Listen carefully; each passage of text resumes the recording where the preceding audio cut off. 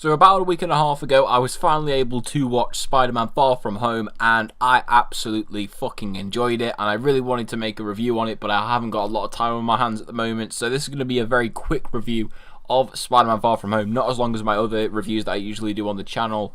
I just want to talk just a little bit about what I liked, what I didn't like about the film, and give my overall final verdict on it. Mainly reason for this is, like I say, just personal stuff just taking up a lot of my time at the moment, as well as other videos that I'm working on for the channel that are taking a little bit more time than usual to make. So this video won't be as long, but I still really wanted to talk about this movie, so let's get into it. Far From Home I was very excited for, especially off the back of Endgame and how Marvel would end Phase 3. I wasn't the biggest fan of Homecoming. I still enjoyed it as a film, but I wasn't as mad about it as everybody else. I think that film had a few pacing issues. I didn't think the action was amazing, and there were a few character choices and changes that I personally didn't love, for me personally.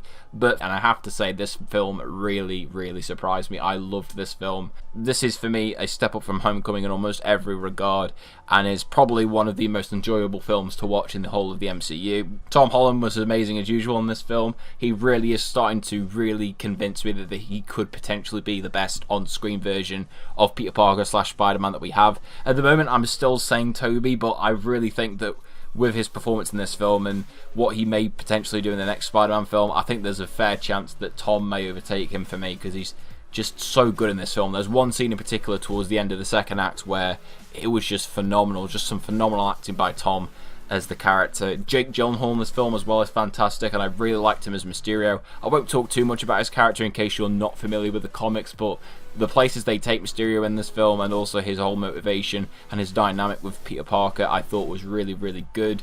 A lot of the classmates that Peter has, such as Flash, MJ, Ned, Betty, were really good in this film. They gave them a lot more time and development compared to what we had in Homecoming, where a few of them just felt very off for me personally with the way that they were written. Especially MJ, I really liked her in this film. I wasn't a huge fan of her in Homecoming, but they really did a good job here of selling the relationship between her and Peter. I really liked the kind of cute awkwardness to it. They really captured that really well. The action sequences as well are far better than Homecoming. They're far more memorable. They use more creative ways to show off Peter's powers, and the whole way that they filmed them and the visual effects with them, it just made them stand out far more to what we got in Homecoming. The only real action sequence from Homecoming that stood out to me was the final battle between Peter and the Vulture, whereas in this film every single action sequence was memorable. There may not be loads of it in this film, but they at least stuck with me, and the way that they also used Mysterio's powers in this film were brilliant. There's one scene where it's probably one of my favourite sequences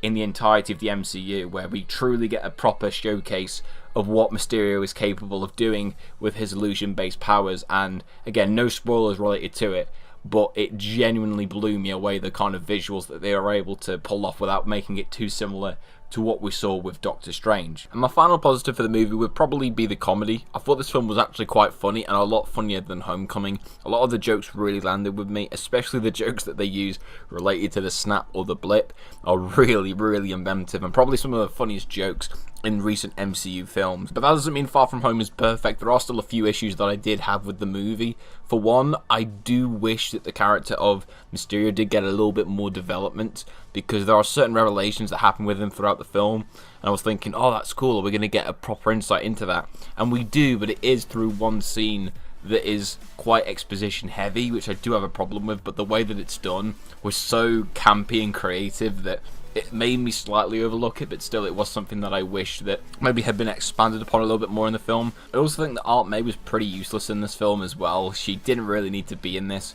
She's in about 3 scenes and really serves no overall purpose to the main story other than a running gag with her and Happy Hogan. Really would have wished that they'd either cut her character from the film completely, or they had actually given her something more to do. And my final negative with the film would be the character of Brad, who they bring into the film. I won't spoil how they use him, but they try and do a certain thing with him being kind of like this obstacle to Peter, and I just didn't like that storyline throughout the film. It felt like it was there purely to cause drama, just for drama's sake, and I just didn't think as a character he was that well developed or fleshed out or very memorable to me personally. Again, he just felt like he was in there for the sakes of pure drama. But other than that, I really enjoyed Spider-Man Far From Home. I thought this was a really solid sequel, a big step up from Homecoming, and probably one of my favourite sequels in the MCU currently. If I had to rank it to the other theatrical released Spider-Man films that we've had so far, I'd probably say this sits at around about 4th place for me personally, just behind Into the Spider-Verse, Spider-Man, and Spider-Man 2. I do think this is better than Homecoming, like I've already reiterated, but I think it is just shy